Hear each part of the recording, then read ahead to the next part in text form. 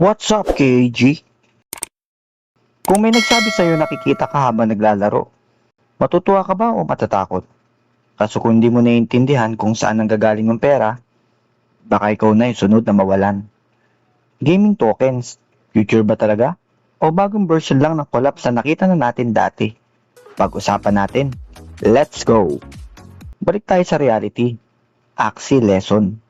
Alam mo, bago tayo mag-hype, maging honest muna tayo. Naalala mo yung Axie era? Yung tipong may kapitbahay kang kumikita ng mas malaki pa kaysa sa'yo dahil lang sa paglalaro. Ang sarap pakinggan. Pero ang hindi sinasabi sa marami, yung sistema nun hindi talaga sustainable. Simple lang. May bagong player, bibili ng token. Yung pera nila mapupunta sa naunang players. Kapag humina ang bagong pasok, bagsak ang system. Yan ang brutal na katotohanan. Hindi siya game economy. Parang player-funded system siya. Kung ang kita mo sa laro nanggagaling lang sa bagong players, hindi yan economy. Recruitment yan. Ikaw, kung walang bagong papasok na player, maglalaro ka pa rin ba? Yan ang tanong na hindi masagot ng marami. Ano ba talaga ang gaming tokens? Sige, i-breakdown natin para sa mga newbie. Gaming tokens, digital currency sa loob ng game.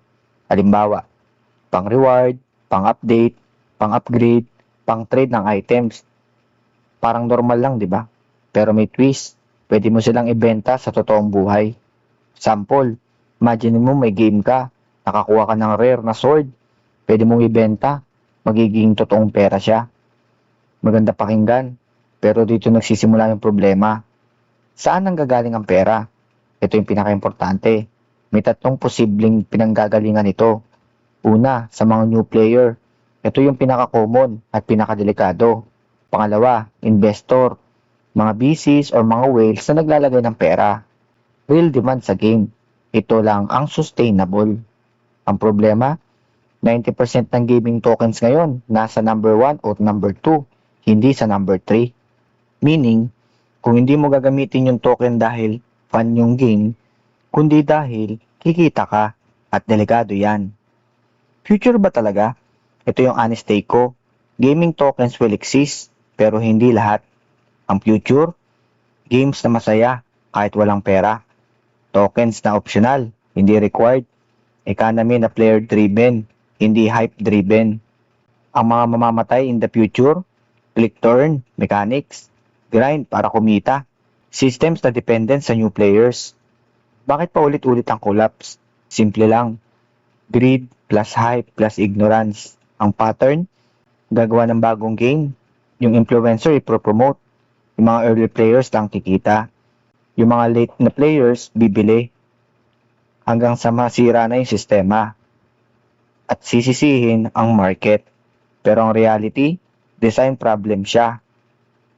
Ano ba dapat ang hinahanap natin?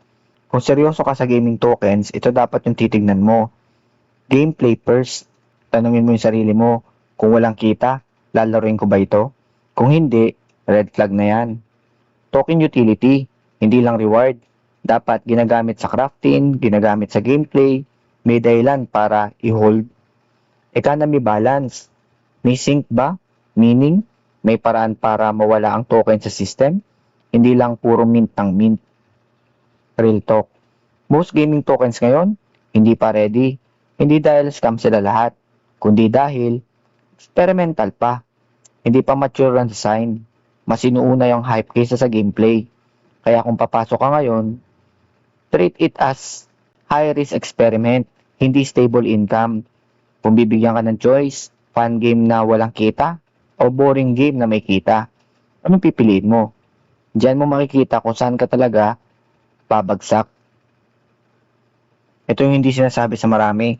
Ang tunay na winner sa gaming tokens, hindi yung player, kundi yung mga developers, early investors, influencers. Bakit? Sila yung unang nakakapasok at unang nakakalabas. Ikaw, late ka papasok, late ka na rin makakalabas. Tingnan mo lahat ng nangyari in the past. Una nag-boom, tapos nag-collapse, nag-hype, tapos nag-dump, earnings, tapos biglang nawala. Hindi coincidence yan, pattern yan. Gaming tokens, Hindi sila guaranteed in the future. Hindi sila automatic na scam. Nasa gitna sila. Ang magiging future, yung mga game na hindi mo iniisip ang pera habang naglalaro, pero may value ang oras mo. Kapag nakita mo yan, doon ka pumasok, hindi sa hype. So ngayon, hindi tanong kung future ba ang gaming tokens. Ang tamang tanong, alin sa kanila ang hindi mauulit sa pagkakamali ng nakaraan. Kasi kung hindi mo yan tatanungin, ikaw ang magiging exit liquidity ng iba. Kung may natutunan ka dito at gusto mo pa ng ganitong breakdown na hindi sugar-coated, alam mo na. Game on!